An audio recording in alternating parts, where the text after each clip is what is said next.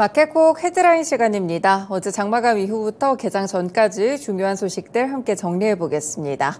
네, 첫 번째 소식은요. 조금 전에 브리핑 때도 전해드렸지만 이 샘 올트먼 CEO의 행보를 주목해 보셔야겠습니다. 챗 GPT의 아버지로 불리고 있는 올트먼이 지난 17일 이사회에서 전격 해임됐는데요. 그 이후에 오후에 올트먼이 오픈 AI 본사에서 회사 경영진과 만난 것으로 전해지면서 복귀 가능성이 한 차례 거론되기도 했습니다. 하지만 결국에 오픈 AI 측은 동영상 스트리밍 플랫폼인 트위치 공동 창업자인 엠엣시어가 임시 CEO를 맡을 예정이라고 밝혔는데요. 그리고 이후에는 마이크로소프트의 샘 올트먼이 합류할 것이라고 사티아 나델라 MS CEO가 현지 시간으로 20일 밝히게 됐습니다. 이 사티아 나델라 CEO는 X를 통해서 올트먼 전 CEO와 올트먼 해임 후 회사를 떠난 공동 창업자 그레그 브록먼이 MS에 합류해 새로운 첨단 AI 연구팀을 이끌 것이라고 말했습니다. 결국에는 이 소식이 마이크로소프트에게는 굉장히 호재가 될 것이라는 분석들이 나오고 있는 가운데 인공지능 관련 종목들 어제 시간외에서 이 덕분에 급등했는데요. 관련 종목들의 흐름도 함께 체크해 보실 수 있겠습니다. 네, 어제 시간외에서 주가가 좀 좋았던 종목들은 이스트소프트를 포함해서 브리지텍이나 소프트캠프, 폴라리스 오피스 등이 있었다는 점 체크해 보실 수 있겠습니다. 네, 두 번째 소식입니다. 간밤에 국제유가가 2% 넘게 올랐는데요. WTI 선물 기준으로 전장 대비 1.71달러, 그러니까 2.25% 상승한 배럴당 77.6달러를 기록했습니다. 브렌트유 선물도 역시나 2% 이상 오르면서 배럴당 82.32달러에 마감이 됐는데요.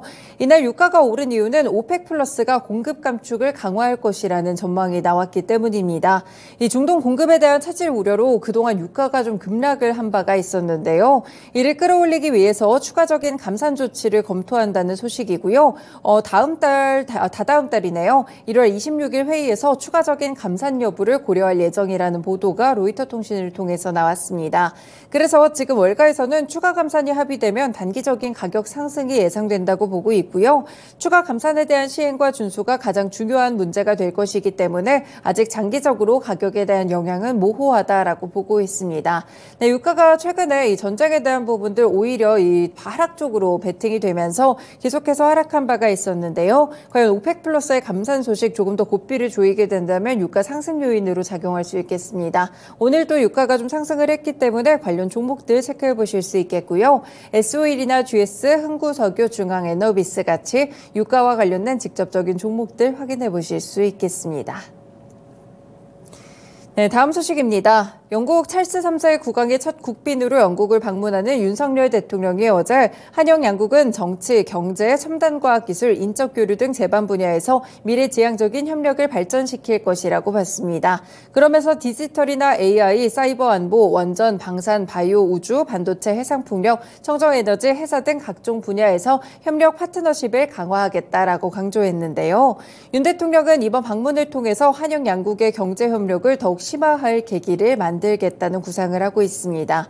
이번에 방문에 이재용 삼성전자 회장을 포함해서 정의선 현대차 회장이나 구강모 LG그룹 회장 같이 경제사절단들도 함께하는 것으로 알려지고 있는데요. 이렇게 영국 런던이 또 국제적인 금융도시죠. 그만큼 국내 주요 은행장들도 함께 동행하게 됩니다. 이와 더불어서 윤석열 대통령은 리시 수낙 영국 총리와 정상회담을 갖게 되는데요. 한영 정상회담에서는 한영 자유무역협정을 한 단계 업그레이드하는 논의도 함께 이뤄진다고 합니다. 관련 종목이나 주가에 대한 영향들 구체적인 협력 사실 나왔을 때 함께 체크해 두시면 좋을 것 같습니다. 네, 네 번째 소식입니다. 정부와 의료계에 따르면 당정이 조만간 비대면 진료 시범사업 개정안을 발표할 것으로 알려지고 있습니다.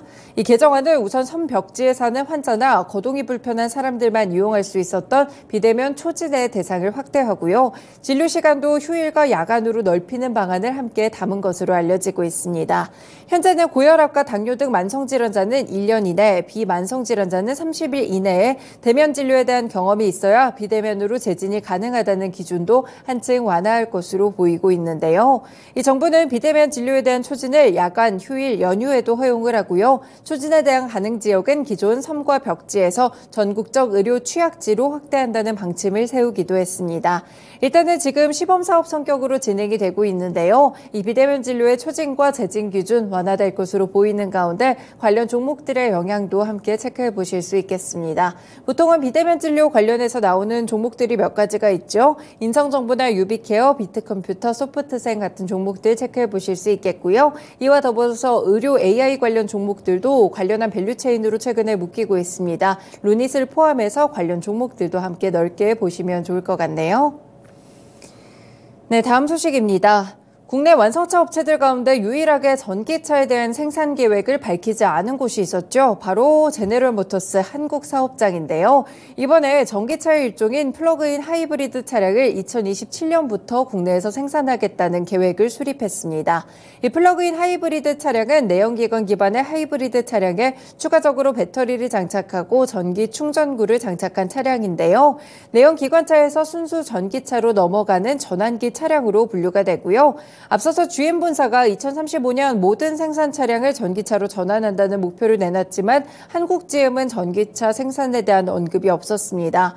이와 더불어서 인천 부평 2공장이 지난달에 폐쇄가 되면서 GM 한국 철수설이 끊이지 않았는데 다만 이 소식으로 인해서 철수설은 잠재울 수 있게 됐다는 점 함께 체크해 두실 수 있겠습니다. 네, 마지막 소식 보시죠. SK온이 중국 장쑤성 옌청에서 가동을 준비하고 있던 전기차용 배터리 공장에서 불이 났다고 합니다. 이번 화재로 신공장의 가동 일정도 변경될 가능성이 높아지고 있는데요. 어제 현지 시간으로 오후 2시 50분쯤에 시운전을 하던 옌천 2공장에서 화재가 발생했고 소방차가 출동해 긴급 진화 작업을 펼쳤습니다. SK온 관계자에 따르면 일단 공장 내 배관에서 불이 난 것으로 안다면서 인명피해는 없다고 밝히고 있는데요. 이 불이 났던 옌천 2공장은 최근에 공사를 마치고 내년 2분기 양산을 위해서 시운전이 진행되고 있던 것으로 알려지고 있습니다. 이번 화재로 공장을 본격적으로 가동하게 될 시점 역시나 미뤄질 것으로 보이는데요. SK온은 일단 화재 조사를 마친 뒤 양산 시점에 대한 부분을 확정하겠다는 입장입니다. 앞서서 2021년 옌청 2공장 신설을 위해서 SK온이 3조 원을 투자하기로 했었던 적 체크를 해보실 수 있을 것 같은데요. 관련 종목으로는 역시나 모회사인 SK이노베이션 함께 확인해 보실 수 있겠습니다. 네, 이렇게 오늘도 개장 전에 중요한 소식들 6가지 함께 정리해 드렸습니다. 마켓콕 헤드라인이었습니다.